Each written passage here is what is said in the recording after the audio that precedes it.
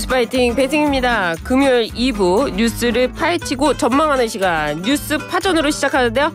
김재원 국민의힘 최고위원 모시고 이야기 나눠보겠습니다. 안녕하세요. 안녕하세요. 안녕하십니까? 좀 힘드네요. 예. 상황이. 그러게요. 더불어민주당이 어제 긴급 기자회견을 열어서요. 명태균 씨와 윤석열 대통령 간의 통화 녹취를 공개했는데요. 윤석열 대통령 공천 관련 육성이 담긴 녹취였습니다. 어떻게 들으셨어요? 일단 좀 많은 분들이 네. 좀 놀란 상황인 것 같아요. 저희들도 최고위 시작 전에 네. 그때 아직 예고된 상태였거든요. MBC에서 이런 보도를 하겠다고 예고하고 네. 그다음에 민주당에서도 기자회견 하겠다고 예고한 이런 상태였기 때문에 MBC가 뒤숭숭했는데 설마 하던 그런 그동안에 중요한 소문이 있었잖아요. 그런데 이제 그런 게 나오니까 이제 좀 놀란 측면이 있고 당내에서는 이게 이제 민주당에서는 사실상 탄핵으로 끌고 가기 위해서 이런 주장을 계속하고 있으니 법리적 검토부터 시작을 하고 뭐 그런 단계이고 저 개인적으로는 어쨌든 이런 일이 있어도 우리 보수 진영은 단일 대우로서 이 문제에 대비하고 대처하는 것이 중요하다라는 생각이고요.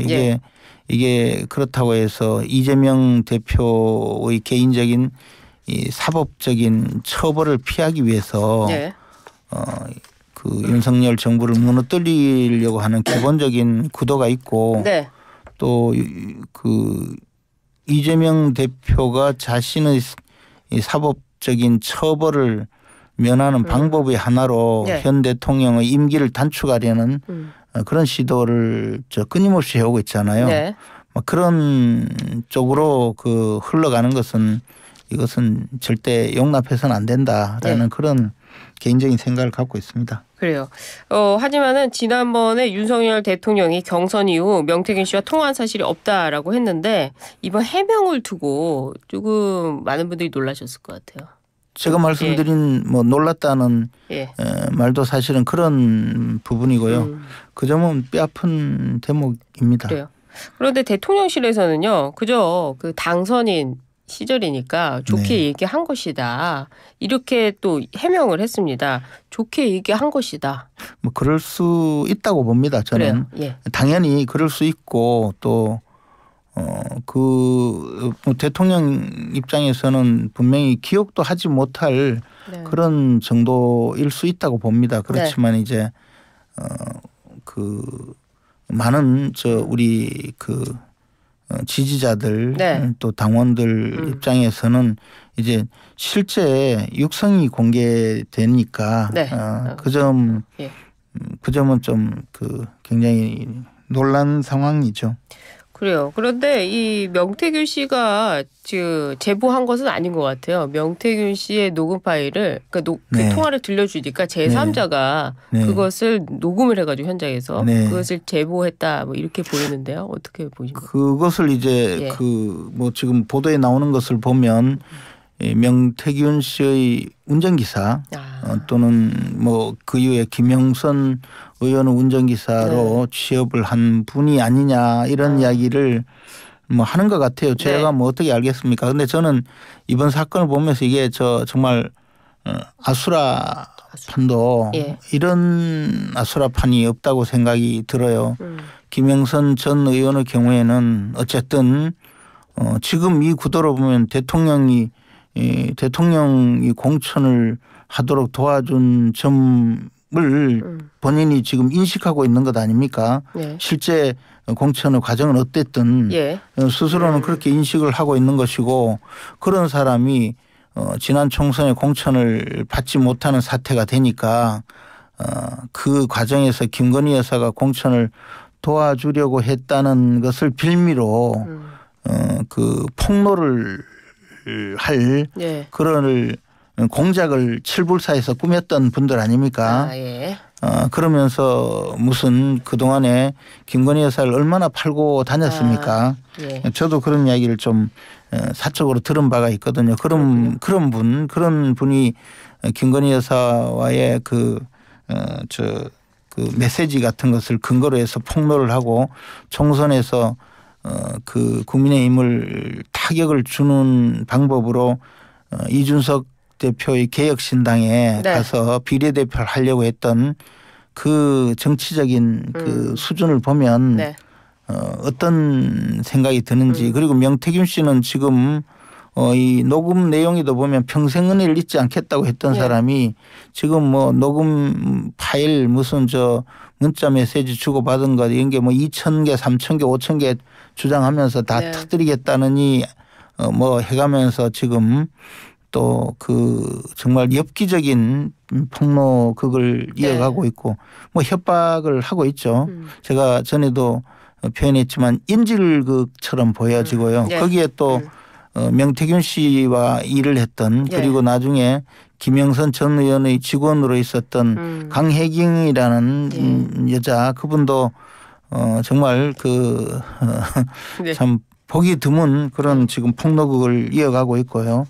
예, 모두 녹음을 해서 몇천 개의 음성 파일 그리고 지금 등장한 또 다른 분 뭐 김모 씨라고 하기도 하고 무슨 뭐 A 씨라고 하기도 하고 그 사람이 맞는지 안 맞는지는 몰라도 한 명인지 또 다른 사람이 있는지 또 이 녹음을 해서 폭로를 하고 저는 이런 활극은 처음 봐요. 이런 정말 엽기적인 활극은 처음 보는데 이게 사람이 사는 세상이 맞는지 싶을 정도예요. 그래서 지금까지 제가 보기에는 오늘 현재까지 본 것 이렇게밖에 말씀드릴 수가 없는 것이 앞으로 또 무슨 흉흉한 결과가 나올지도 모르겠고 우리가 또 얼마나 놀랄 일이 있을지도 모르겠다는 생각이 듭니다. 그래요.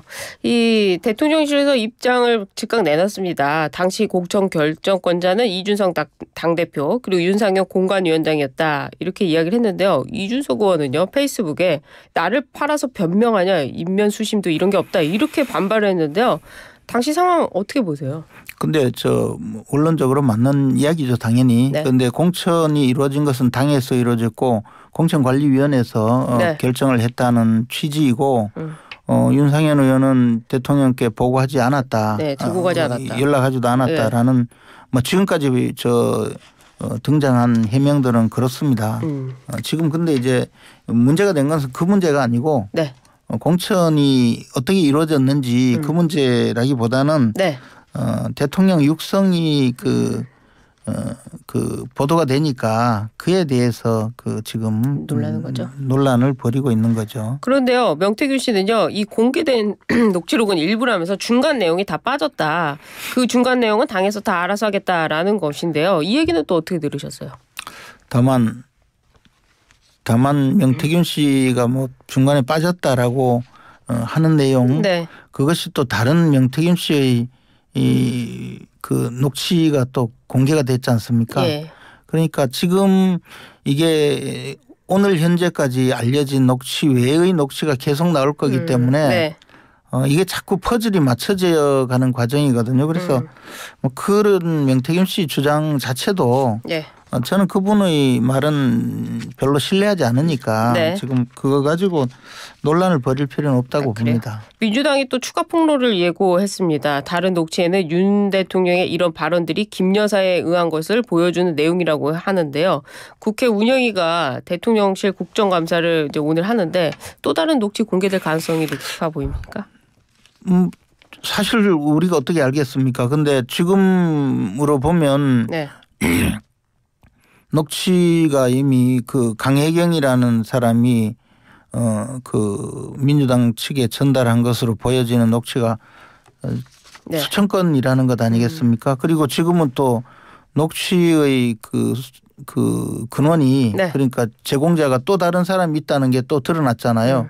그리고 명태균 씨도 자기가 얼마를 갖고 있다고 주장을 하고 있고 이러니까 뭐 알 수가 없죠. 알 수가 없다. 어떻게 예측을 하겠습니까? 그런데 친유계는요, 이건 탄핵 사유가 되지 않는다 이렇게 밝혔습니다. 야권에서는 녹취록 속의 대통령의 공천 관련 발언을 두고 위법이다 이렇게 판단을 했는데요. 네. 이 탄핵 사유가 되지 않는다. 저도 뭐 탄핵 사유에 해당하지 않는다고 봅니다. 그래요? 대통령이 재직 중에 네. 위법 행위를 했을 때 그렇죠. 탄핵 사유라고 할 수 있는데 예. 첫째 하나는 재직 중의 그 행위가 아니죠. 두 번째는 이게 선거법 위반 행위냐라는 데 대해서 대통령이 이 공천에 관해서 의견을 제시한 것 자체를 선거법상의 선거기획행위에 해당되느냐라고 볼 때 저는 그게 해당되지 않는다고 봅니다. 그 선거기획이 아니고 또 공천관여 행위도 경선관여 행위가 아니죠. 경선 자체가 없었으니까. 그 선거기획이라고 하려면 문재인 대통령이 그 울산시장 선거 당시에 청와대 참모들을 총동원해서 당선시키기 위해서 공약도 제시하고 뭐 수사도 조정하고 이런 정도라면 그것이 그 선거기획 행위에 해당되고 대통령의 불법 행위라고 저는 판단합니다. 네. 그런데 이 상황은 그게 아니고 당원으로서 당의 공천행위에 의견을 개진했다라고 볼 가능성이 상당히 있기 때문에 이게 과연 그때 당시에 행위 시에 대통령이 공무원이었느냐 아니냐의 문제는 오히려 부수적인 논란이고 이 행위 자체가 저는 선거법상의 선거기획 행위에 가담한 것이 아니라고 보기 때문에 이건 뭐 저 불법 행위에 이르는 그런 행위라고 보지는 않습니다. 그래요. 조국 대표 뭐 조국 혁신당 이하 야권에서도 탄핵으로 다 같이 뭉치자 이런 분위기인데 홍준표 대구시장은요 이번 일에 대해서 탄핵 전야 데자뷰를 보는 것 같다 이렇게 지적을 했습니다. 어떻게 보세요? 그래서 뭐 각각의 입장에서 말씀하시는 거니까 그런 부분 일일이 다 제가 언급하고 싶지는 않지만 조국 대표가 이야기하는 것은 저는 전혀 동의하지 않습니다. 그리고 조국 대표는 본인이 지금 그 대법원 선고만 되면 곧 교도소로 가셔야 될 분이잖아요. 지금 실형 선고 받은 상태죠. 네, 그래서 뭐 자기의 그 안위를 위해서 지금 주장하는 그런 내용 또 이재명 대표도 자신이 지금 중형 선고가 예정되어 있기 때문에 그런 사법적인 처벌을 피하기 위한 방법의 하나로 주장하는 여러 가지 이야기이기 때문에 그분들의 주장은 뭐 저는 귀담아 들을 필요가 없다고 봅니다. 네. 그런데 대통령 당선인 신분으로 공관이든 당이든 공천 관련 의견은 충분히 낼 수 있는 거 아니냐 이렇게 보시는 거죠.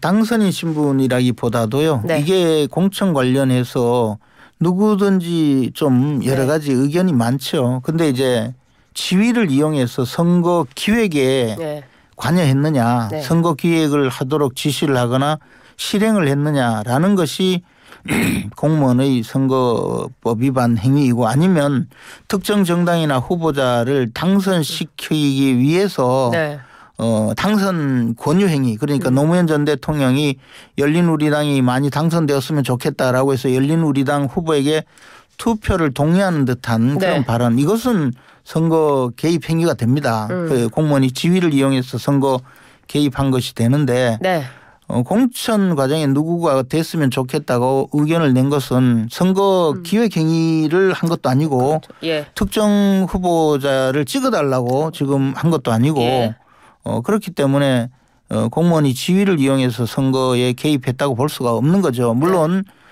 당연히 대통령 취임식 이전의 취임 이전의 행위이기 때문에 공무원도 아니죠. 근데 자꾸 공무원이라고 하니까 공무원이라고 하더라도 이 정도 행위는 의견 개진에 불과하다라고 그 이미 판례가 있습니다. 그래서 그 저는 법률적으로 말씀드린 거죠. 그런데 이 명태균 소위 말하는 명태균 게이트가 돼버린 사건이 됐는데요.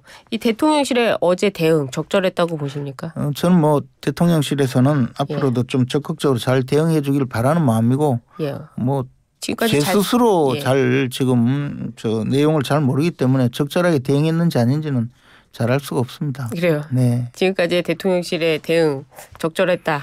안 했다 판단을 못 하시겠다는 말씀이세요? 왜냐하면 이게 뭐가 어떻게 제가 내용을 잘 모르는데 대응이 잘 되었는지 아닌지 알 수가 없죠. 그래요. 아니 그래도 지금까지 대통령실 반응이 있지 않습니까? 네. 어쨌든 이게 적극적으로 해명한 부분은 어떻습니까? 적극적으로 해명하는 것이 좋다고 봅니다. 그런데 문제는 해명한 것이 앞으로 또 사실관계가 달라질 때 그러면 이것이 심각한 문제가 될 수 있지 않습니까? 저도 놀랐다고 표현한 것은 그동안의 해명과 달라지니까 문제라는 거거든요. 그런데 사실관계를 알 수 있느냐 이 문제겠죠. 그래서 그 점을 제가 평가할 위치에 있지 않다는 생각입니다. 그래요. 하여튼 뭐 대통령 입장에서도 당선 전에 일에 많은 사람들이 전화가 오니까 뭐 그중에 하나 아니었냐 뭐 이렇게 반응을 하는데요. 대통령께서는 앞에서도 말씀드렸다시피 저 취임 전날 뭐 취임 무렵 또는 당선인 무렵 전화를 한 것이 뭐 한두 건이겠습니까? 그래서 기억을 못할 가능성이 매우 크다고 생각합니다. 그렇지만 이제 국민 입장에서는 어쨌든 그동안의 해명과 달라지면 놀랄 수 있다는 거죠. 저는 이제 그 점을 말씀드린 겁니다. 알겠습니다. 어제 한동훈 대표는 입장을 좀 안 낸 것 같은데요. 한동훈 대표는 아직도 그 특별감찰관을 주장하고 있습니다. 이 야권에서는 이 한동훈 대표의 특별감찰관은 헛다리 짚었다 이렇게 지적을 하던데요. 어떻습니까? 그렇죠. 이제 현재까지 그 어제의 상황 이전에는 특별감찰관을 주장하면서 나름의 그 문제 해결을 위해서 특별감찰관을 제안하는 그런 상황이 한동훈 대표의 입장이었는데 어제 이후로는 좀 지금 상황이 달라졌지 않습니까? 그렇죠? 그렇게 어떻게 판단할지는 한동훈 대표의 그 개인적인 판단을 좀 더 지켜봐야 되리라고 생각합니다. 저 개인적으로는 아무래도 국면이 조금 달라지지 않았나 생각합니다. 특별감찰관 주장은 이제 그만해야 된다 이렇게 봐야 아니 될까요? 주장을 그만해야 된다의 문제가 아니고 저는 이제 상황이 좀 달라졌으니 한동훈 대표가 어떻게 판단할지는 좀 지켜보는 게 맞다고 봅니다. 그래요. 알겠습니다. 저희들과 뭐 상의할 상황은 아닌 것 같고. 이 특별감찰관 국민의힘 중진 의원들은 표결로 정해서는 안 된다라고 반대했었는데요. 지금 표결할 상황이 아니라고 봅니다. 의원총회도 안 열릴 것이다 이렇게 보세요? 그렇죠. 이미 이 특별감찰관 이슈를 계속 이야기하면서 당내에서 논란을 벌이고 표결을 하고 할 그런 단계는 아니라고 생각합니다. 이재명 대표가 지금 4개 재판을 받고 있고 이번 달 중순에는 주요 선거도 앞두고 있지 않습니까? 근데 이재명 대표는 계속해서 뭐 김종인, 이상돈 그리고 윤여준 이런 뭐 보수 책사라고 하는 분들과 만나서 외연 확장을 하는 모습을 보여주고 있는데요. 유죄가 나오면 이런 외연 확장의 움직임 유의미할까요? 이제 그 이재명 대표는 재판부에서 내가 대통령이 될 수도 있고 실질적으로 내가 여의도의 대통령이다. 그런 모습을 보이면 재판부가 아무래도 영향을 받을 거라고 판단하는 것 같습니다. 그리고 저도 그렇게 되면 재판부도 영향을 받을 수 있다고 봅니다. 그래서 여의도 대통령처럼 이미 섀도우 캐비넷도 구성하고 그리고 단순히 그냥 그 민주당의 당대표가 아니라 국가적인 지도자처럼 하기 위해서 보수 진영에서 활동했던 분들도 만나고 다니면서 내가 지금 전 국민을 아우르는 그런 대통령의 그 지위에 준하는 사람이다. 이런 인상을 심어주려고 한다고 보죠. 그래 이런 내용도 결국에는 자신의 사법적인 위험에서 조금이라도 벗어나 보려는 그런 생각이라고 봅니다. 즉 무죄 판결 받을 자신이 없는 거죠. 그래서 혹시 유죄 판결을 받더라도 당선 무효형에 해당하지 않는 그런 처벌을 받을 수 있지 않을까라고 또 그런 생각을 할 수도 있다고 봅니다. 그러나 이게 워낙 사안이 중요해요. 그래서 절대로 그런 결과는 나오지 않을 거라고 봅니다. 그렇군요. 한동훈 대표가 이 이재명 대표의 회담 11월 선고 전에 하게 될까요? 할까요? 지금 상황이 많이 급박하니까 뭐 그게 어떻게 될지는 제가 어떻게 알겠습니까? 그래서 뭐 저희가 예상을 저희들하고 해보는 뭐 상의하고 하지는 아직 않고 한동훈 있습니다. 대표가 상의를 안 했기 때문에 모른다 이 말씀이신데요. 오늘 뭐 명태균 소식부터 계속해서 이야기를 들어봤는데요. 오늘 여기까지 말씀드려야 될 것 같습니다. 네, 고맙습니다. 네, 뉴스파전 여기까지 듣고요. 지금까지 김재원 국민의힘 최고위원과 함께했습니다. 2부 마치고 전 3부로 돌아오겠습니다. 감사합니다.